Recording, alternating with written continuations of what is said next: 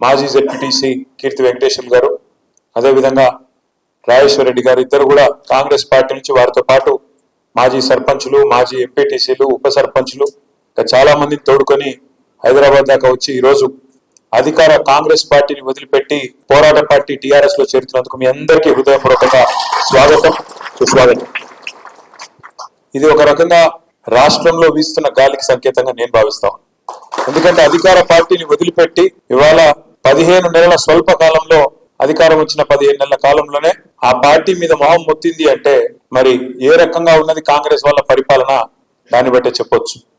వాళ్ళ గన్పూర్ లోనే కాదు, మీరు నేను చెప్తే ఆశ్చర్యపోతారు, కొడంగల్ నియోజకవర్గం ఏదైతే రేవంత్ రెడ్డి గారి నియోజకవర్గం ఉందో అక్కడ కూడా మొన్న మన నాయకుడు మాజీ ఎమ్మెల్యే పట్నం నరేందర్ రెడ్డి గారి నాయకత్వంలో కాంగ్రెస్ పార్టీని వదిలిపెట్టి అక్కడ కూడా టీఆర్ఎస్ పార్టీలో చేరుతా ఉన్నారు అంటే రాష్ట్రంలో ఏ రకంగా పరిస్థితులు ఉన్నాయో మనం అర్థం చేసుకోవచ్చు. కేవలం 14-15 నెలల కాలంలో ఇవాళ కాంగ్రెస్ పార్టీ అంటే ప్రజలకు ఎందుకు ఇంత కోపం వస్తున్నది మనందరికీ కూడా తెలుసు.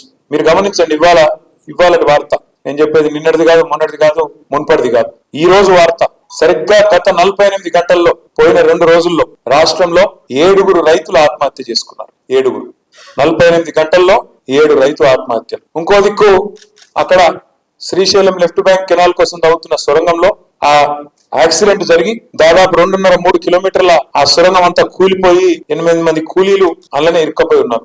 కానీ కాంగ్రెస్ ప్రభుత్వం ఏం చేస్తున్నది? ఇక్కడ 7 రైతులు చచ్చిపోతారు, ఆత్మహత్య చేసుకుంటారు, అక్కడ 8 మంది కూలీలు అలా ఇరుక్కపోయి ఉంటారు. కానీ ముఖ్యమంత్రి గారు ఎక్కడున్నారు? ఎన్నికల ప్రచారంలో బిజీగా ఉన్నాడు.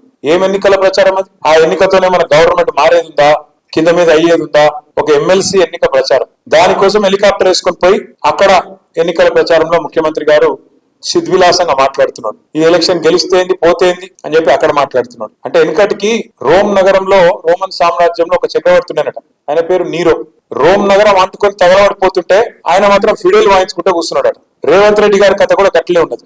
ఎందుకంటే ఇక్కడ 7 రైతుల ఆత్మహత్య 48 గంటల్లో, 8 మంది కూలీలు ముఖ్యమంత్రి గారి సొంత జిల్లాలో అక్కడ సొరంగంలో ఇరుక్కొని పోయి ఉన్నారు. ఇది ఏది సోయి లేదు.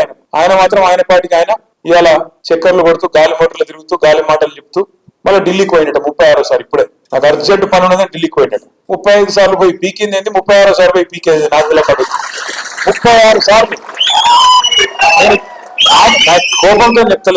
కోపంతో చెప్తలేను, కేవలం మీరు ఆలోచించమని కోరుతున్నాను. 35-36 సార్లు పోయి కనీసం మంత్రివర్గ విస్తరణ కూడా చేసుకోలేకపోతున్నాడు. ఇంకా అందులో కూడా 6 ఖాళీలు ఉన్నాయి, అది కూడా పూర్తి చేసుకోలేడు. కనీసం రాష్ట్రానికి హోంమంత్రి లేడు, విద్యాశాఖ మంత్రి లేడు, సంక్షేమ శాఖ మంత్రి లేడు, అవి కూడా నియమించుకోలేని అసమర్థుడు. ఈయననట పెద్ద మాటలు, కేసీఆర్ ను మాయం చేస్తా అంటాడు, కేసీఆర్ ఆనవాళ్ళు లేకుండా చేస్తా అంటాడు. తెల్లారు లేస్తే కేసీఆర్ జపం చేయని రోజు ఉండదు, కేసీఆర్ జపం చేయని రోజు ఉన్నది. నోరిప్పితే నోరు తెరిస్తే కేసీఆర్ తప్పుకోటి యాది కాదు, నిద్రలో కూడా కేసీఆర్ యాదికి వస్తాడు, అది కూడా పక్క. వాస్తవం ఏంటంటే, నిజంగా చెప్తున్నాయి, మీకు తెలుసు, నాకు తెలుసు, రేవంత్ రెడ్డి కూడా తెలుసు. వాస్తవం ఏంటంటే నిజానికి రేవంత్ రెడ్డి గారు కూడా ఎలక్షన్లకు ముందు, అసెంబ్లీ ఎలక్షన్ల ముందు వాళ్ళ దగ్గర దోస్తులకు చాలా మంది చెప్పుకున్నాడు, ఈసారి మనం గెలుస్తలేము, మనకు 40 సీట్ల దాకా వస్తాయి, ఈసారి ప్రతిపక్షంలో ఉండాలి, గట్టి కొట్లాడాలి, కేసీఆర్ ఉన్న రోజు మనం గెలవం, అటెంగా చూసుకుందాం వచ్చే 5 ఏళ్ళకని చెప్పుకున్నాడు అందరికి. కానీ ప్రజలు అడిమారి గుడ్డి దెబ్బలిగా తలిగింది, అట్లా లక్కీలో అట్టి తలిగింది. ఎందుకు నమ్మిండ్రు? ఏం నమ్మిండ్రు? ₹1,00,000 కేసీఆర్ ఆడపిల్ల పెళ్లికిస్తుంటే ఏం చెప్పిండు నేను? కేసీఆర్ గారు ఇచ్చే 1,00,000 పెళ్లి అయిపోయినాక వస్తుంది, పెళ్లి అయిపోయి పిల్లలు కొట్టేటప్పుడు వస్తుంది. మీరు ఇట్లా లగ్న పత్రిక పెట్టుకోగానే ₹1,00,000తో పాటు తులం బంగారం ఇస్తా అని చెప్పి ఆడపిల్లలు మనసు కొల్లగొట్టిండు. అట్లే రైతులకు ఏం చెప్పిండు? రైతన్నలందరికీ కేసీఆర్ బిచ్చం వేసినట్టు 10,000 ఇస్తుండు, నేను 15,000 ఇస్తా. కేసీఆర్ ₹1,00,000 మాఫ్ చేసిండు, నేను 2 లక్షలు మాఫ్ చేస్తా. కేసీఆర్ మాఫ్ చేయంగా మొత్తం లాభపడ్డలు కూడా అర్జెంట్ గా బ్యాంకు గురుకుండ్రి, ఊరికి మీరు 2 లక్షలు తెచ్చుకోండి, నేను వస్తూనే ఉన్నా.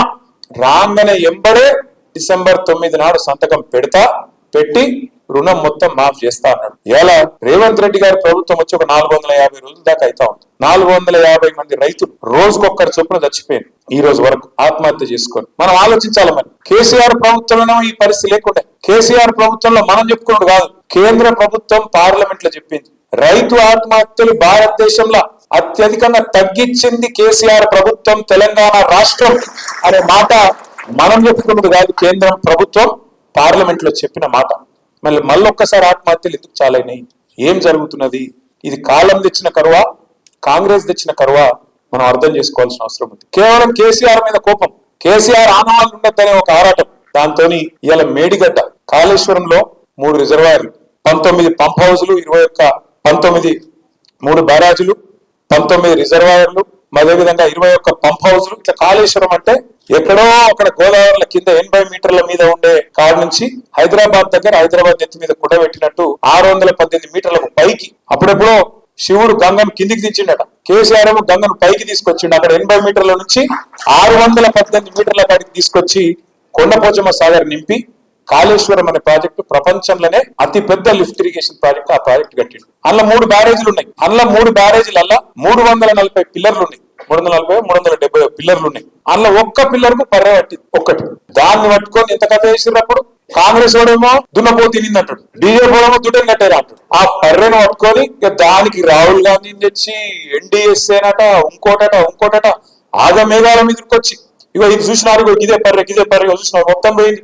1,00,000 కోట్లు ఇళ్ళకెళ్ళగానే పర్రెలకెళ్ళి త్వరలకెళ్ళి కిందికి వీక్నే మొత్తం జనాన్ని ఆగం చేసి కాళేశ్వరం అంటేనే అవినీతి, ఇది అది డామ్ డూమ్ అని చెప్పి మొత్తానికి ఓట్లు దొబ్బినావు జనాలను.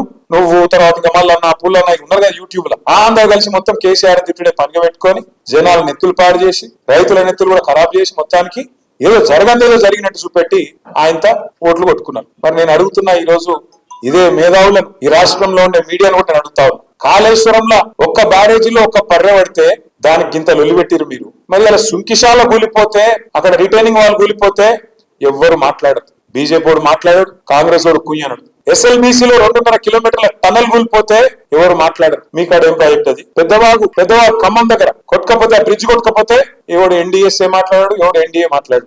చూడండి, ఇలా రేవంత్ రెడ్డికి రక్షణ కవచం లాగున్నది ఎవరో కాదు, బీజేపీ.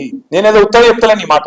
లేకపోతే మేడిగడ్డల పర్రె పట్టింది అని రేవంత్ రెడ్డి అనగానే తెల్లారి వరకు వాడొచ్చి వాలిపోలే గత లెక్క. బీజేపీ వాడు ఎన్డీఎస్ఏ అని వస్తుంది, నేషనల్ డ్యామ్ సేఫ్టీ అథారిటీ. వస్తాడు, వచ్చే చూసినాడు, చూసి తెల్లారి వరకు బీజేపీ ఆఫీస్ లో ఒక రిపోర్ట్ తయారు చేసి ఇక్కడ ప్రజల మీద వేసి ఎలక్షన్లలో గోల్మాల్ చేసి, మరి ఇలా ఎస్ఎల్బీసీలో టన్నల్ కూలి దాదాపు 72 గంటలు అవుతారు.